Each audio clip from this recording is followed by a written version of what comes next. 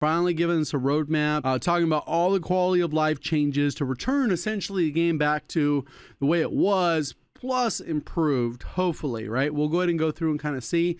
Obviously, here's a little bit of a snapshot. Rebuilt from the ground up, just as you remember it. Familiar, enhanced, and improved. Verdansk is rebuilt from the ground up, meticulously recreated with a variety of light adjustments and quality of life improvements.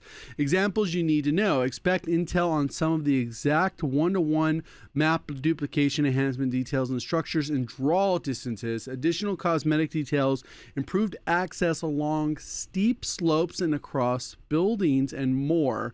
Those are probably all the rocks and quarry you can't climb. Now you can probably.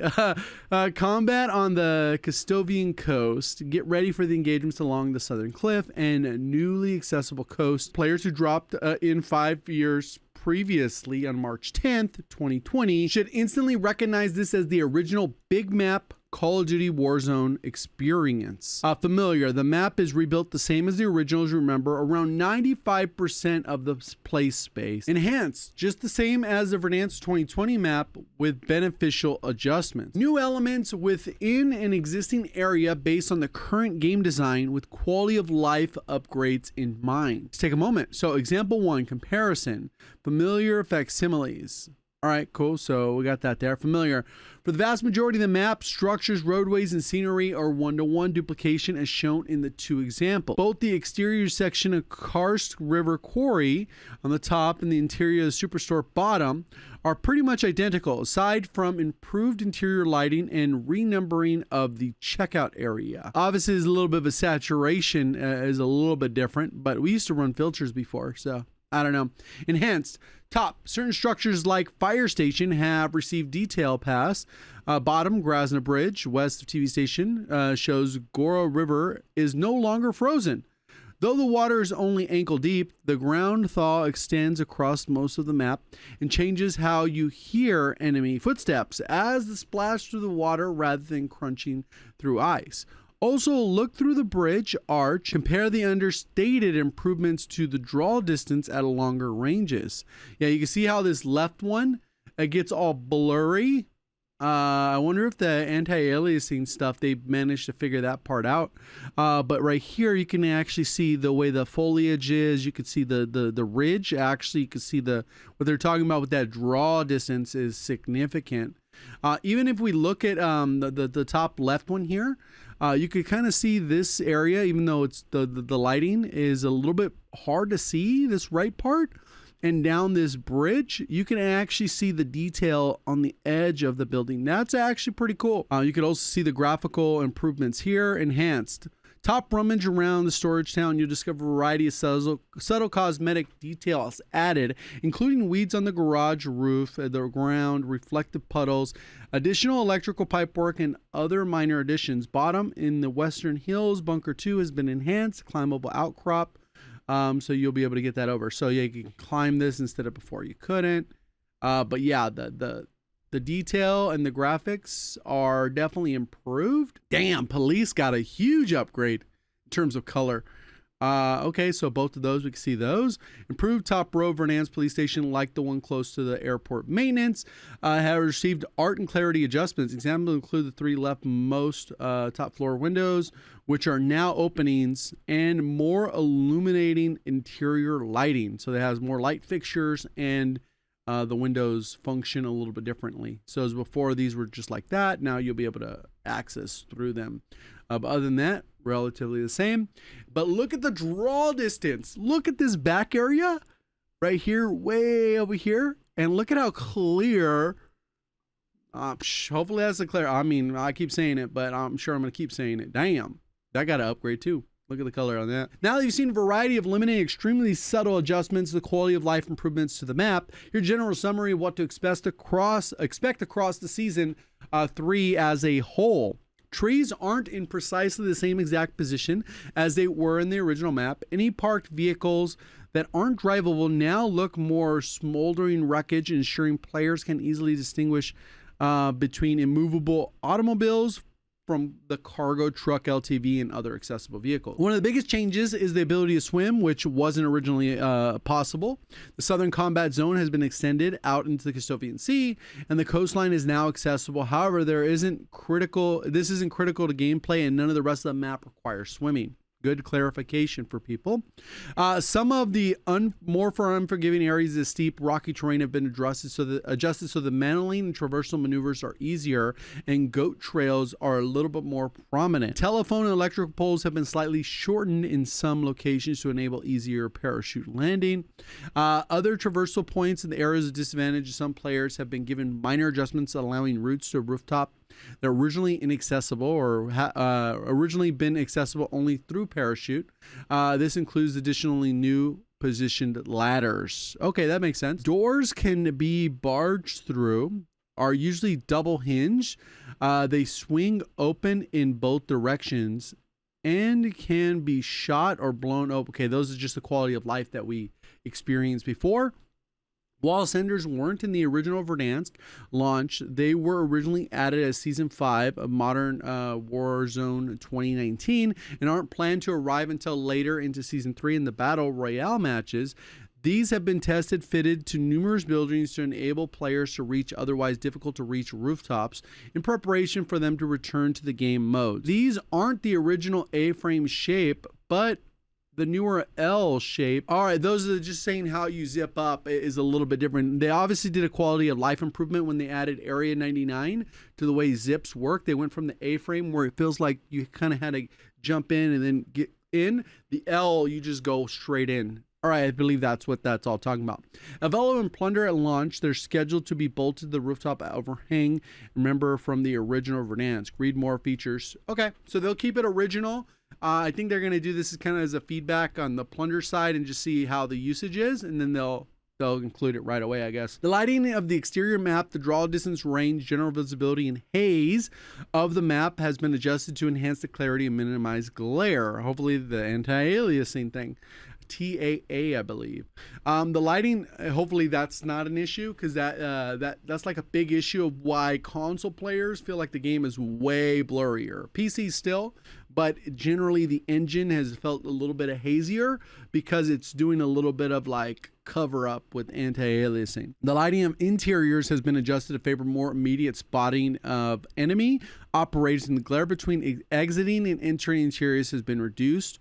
Or to put it another way, minimizing the advantage of hiding in dark corners wearing a rose skin. Details, art passes, scenery enhancements have been added. Areas can benefit from it, such as additional exterior details for the fire station and extra detritus along the riverbank. So this is basically trash. I had to look that up. This also extends some new additional scattered wreckage players can use as cover. The HUD compass text font at the top screen indicating the name of the location you're at has been updated to match the current graphical user interface, and the user interface has been simplified as detailed later in the blog. Part 2. Holy, well, let's go through. Overview. Verdansk is back. Omni movement adjustments at launch. Okay, the introduction of Omni movement has been a major stepping stone for the game, establishing a new foundation for player movement. Initially, Call of Duty Warzone adopted movement values directed for multiplayer with good intent, but adjustments are needed to better align with the unique demands of Warzone map engagement styles. Season 3 serves as an opportunity to fine-tune player movement by slightly scaling back some of the speed increase introduced over the past several months. These adjustments bring movement more in line with what a player experienced in the earlier days of Warzone. Additionally, changes are being made to Omni Sprint speed scaling, slide friction to address the strength of strafe speeds while preserving the feel of sprint, strafe, reloading, and general movement. Nice. That's what I think a lot of people were like the issue with Omni movement. They still need to make it feel snappy, but they are toning it down so people don't slide halfway across the screen. Player count, infill, free fall. Okay, so 150 players, original announcer, original cinematic, and then shoot during infill. Nice. That's only in the air while you're being able to at launch. So 150 players, cool. Original announcer. Shooting, okay, we saw that in infill. At the infill, expect to step out from the bay of the giant cargo plane that looms out of the clouds, and those operator skilled enough, expect the classic exfil helicopter to drop a rope for a final escape from the encroaching gas. Crates, armor, satchel looting, loadout, high value zones, original supply box colors, original floating loot, original armor satchels. Dang. And I see this comment all the time, like, oh, why are people getting excited? They're just giving us what we had before. Yes, but we didn't ask for it to be gone. But now that we're back to what we originally had that we enjoyed, we can actually build from there instead of just overhauling the game. And this will hopefully lead to more separation between multiplayer and Warzone. So it's essentially its own game. And Warzone just continues to get improved over time as its own game and not something that's like latched on to multiplayer. And that's why a lot of these changes, although they're like, oh, they just gave us what we originally had. Yeah, that's a good thing. Original supply box colors, once you're on the ground, it's time to loot. All right, so there you go. Pretty straightforward. So floating loot examples. Ooh, look at the contract. They brought back the contract like normal. Good. Those little laptops are a pain in the butt, man. It's like, oh, it's on a shelf on the, oh, you gotta crouch down. Like, nah. All right, cool. Original floating loot, as expected, ground loot, whether found at the base station, supply crate, or after inspecting a downed foe, is color-coded based on the rarity and now springs out of a crate in a variety of directions and floats a few inches off the ground. Just as it did originally. Current reusable supply box, the darker blue supply boxes that are filled as the match progresses are also available across Verdansk. All right, original armor satchels. The original armor satchel, first added during Season 3 Reloaded of Modern Warfare 2019, is also back, enabling 8 armor plates to be carried instead of the normal 5 with the satchel. The armor satchel is found in supply. Okay, so they just did that. The original armor satchel takes place as the current armor satchel. All other satchel types ammo are removed, allowing for close original. Oh, cool. So that one, I'm interested because 8 plates doesn't feel like a lot anymore. And I'm wondering with the ammo situation, how you'll be able to hold more ammo or not. Obviously, with the original, you couldn't. Current loot pool, current loot interface, and current loadouts. Current loot pool, expect the type of loot you find on the ground from fallen enemies and in crates to be based on the selection of armaments you can choose currently. Each item you look at has the current GUI system applied to it, allowing for simple at a glance information and rarity value attachments of rarity blueprint weapons, so they'll just be color coded. Current loadouts and perks. Before infill and Verdansk, you'll be able to create multiple custom loadouts as normal, use and match, with the full selection of MW2, MW3, and BO6 weapons and equipment.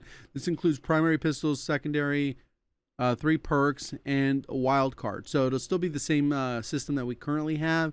It doesn't look, okay. No riot shield. High value loot zones, and this will be available mid-season, and it says launch mid-season, so it'll be both. Yeah, it'll just have the high value area. You go there and you're gonna get more loot, and it restocks, I believe. Buy station. So launch original buy menu station has been added. An original buy station placement at launch. Dang. So there it is. We saw this on Twitter already. There's a buy all button. So if you go to the buy station, you don't have to tab around, and it just looks neat. I don't know. You can't buy your gun, it doesn't look like. So that's being removed. Current specialist perk mid-season. Equipment, general, tacticals, lethals.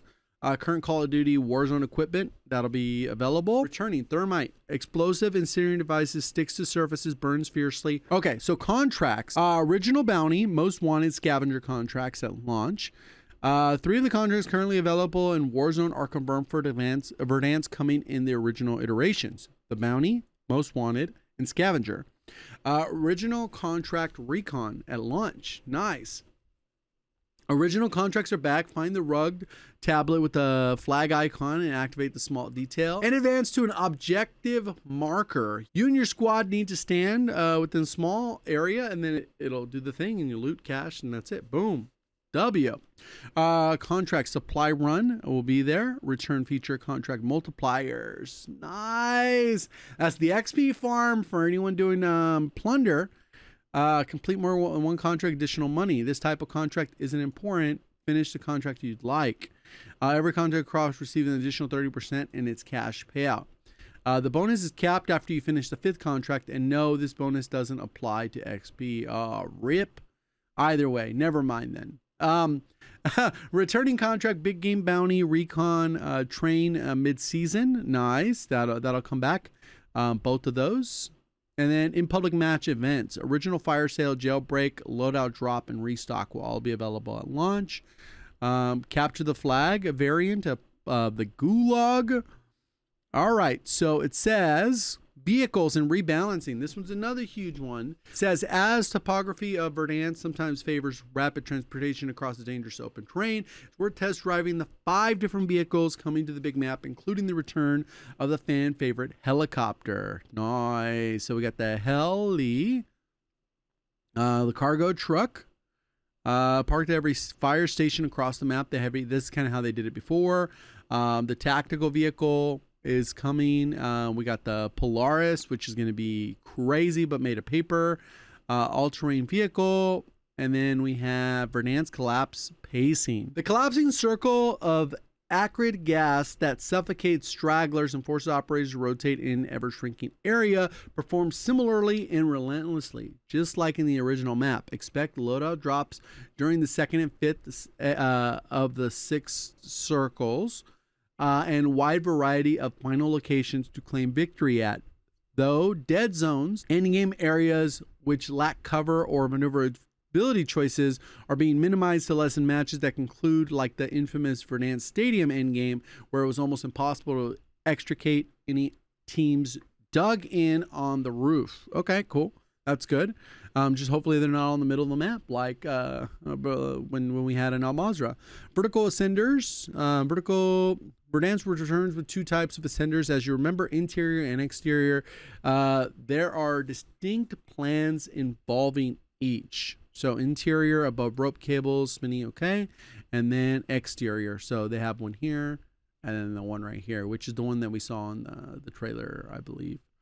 All right, original train station interior access. So this one will be mid-season.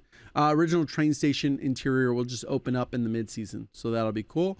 Original moving train, that'll be mid-season. Blank interior access, mid-season. New areas of both surface within subterranean across Verdansk. That's all, whatever. All right, so quality of life.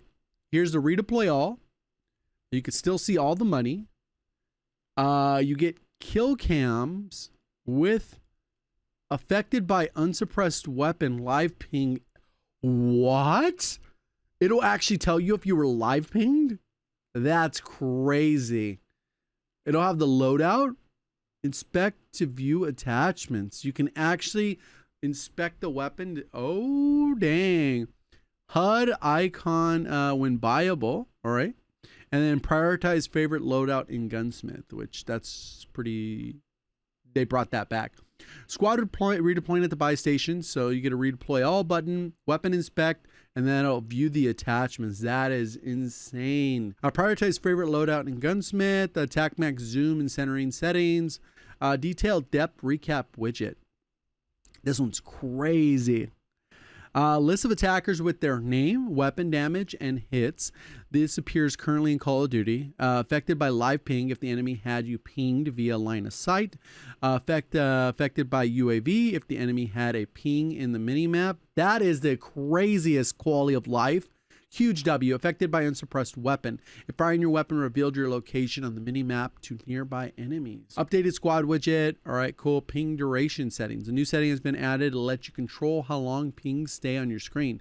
Choose from multiple options to make pings disappear quickly. So that's the normal ping, not player ping. Those are timed anyways. Secret of Verdansk redacted content. You really know Verdansk inside and out. Ooh. Between the 20th and December 21st, when Verdansk was available, investigations across the combat zone began to reveal a host of hidden items, communications evidence, much of it hidden well away from the prying eyes. Upon your return to Verdansk, it's well worth your time checking out of the way places, searching for clues and finding blank, allowing you to blank. But old and new with the wealth of history of 5 years. Okay, cool. Part 3, maps, modes, and events, initial weapon details. All right, cool. So confirm map and modes. Returning maps, obviously Verdansk and Rebirth Island will be in the launch window. They usually will probably make it just Verdansk only for probably like a few days, like first 4 days or something like that. So everyone's on Verdansk. And then returning 150 players, 25-minute matches, loot survive. Yep. Feature from the original. And then 148 players. We got Royale Casual. 148 players and bots, 28 players, and up to 120 bots. So if you just want to be a new player and get into the game, I wonder if this could be good for weapon leveling. Maybe. Returning player quads. It'll be 100 player plunder. Boot camp. So they'll still have boot camp. All right. Returning resurgence. 44. Okay, that'll be the normal resurgence. New battle royale ranked play. Mid-season Verdansk. All right, more modes in mid-season. Expect mid-season to bring additional modes. LTM, a high trip with the map. Oh, people actually like that one. I did too. Event, return to Verdansk. Launch Warzone only from the 3rd to the 15th. Free event, total rewards. Explore, fight your way through, find hidden safes, discover one safe in each zone. So that's a specific reward, and you're going to get these. Oh, they're going to give you the original operators. Plus, you get the kilo. 3 instant rewards, all players. And then you get these little trackers for the rest of the event. Okay, event, intel, part 2. Okay, so those are the locations you got to go to the safe. It's just telling you where the locations are. Event rewards, all players. Cool. Those are all little rewards. The grind set, initial weapon details prior to season 3 announcement, blog on the 27th, which fully details the upcoming weapons and special attachments are covered. It's worth detailing the weapons confirmed so far. So we got the kilo. All right. The AMAX, the HDR, Cali sticks. Damn, the graphics look good, huh? All right, cool. And then prepare for season 3 now, Verdansk launch sequence. So season 3, return of Verdansk, April 2nd, 9 a.m. Pacific to April 3rd, 9 a.m. Pacific, prior to March 27th. All right, blog. Okay, Wednesday, we'll get multiplayer, zombies, battle pass, and general content launches across all. Oh, shoot. So zombies map will be on the 2nd. That's a W. That means I could grind out the Easter egg for that day and then go right into Verdansk the next day. That's a W. I'm glad they did it that way. Wednesday, it kind of just tells you what you're getting for content. Simultaneously, 24-hour multiplayer and zombies free trial commences, available to everyone, including season 3 premium content. And whoa, damn. 24-hour countdown will go live. Welcome home. From 8:45, okay, around the time, Warzone lobby, squad up, return to Verdansk, just dropped. You can get some merch. Damn, more excited than I thought I was gonna be, and I was gonna be pretty excited. Hopefully they don't mess this up, bro. Like, what are we doing? Hopefully get some good news next week with the weapon balancing and all that stuff. Let me know your guys' thoughts. Appreciate all the support. Thank you for watching. As always, have a great day.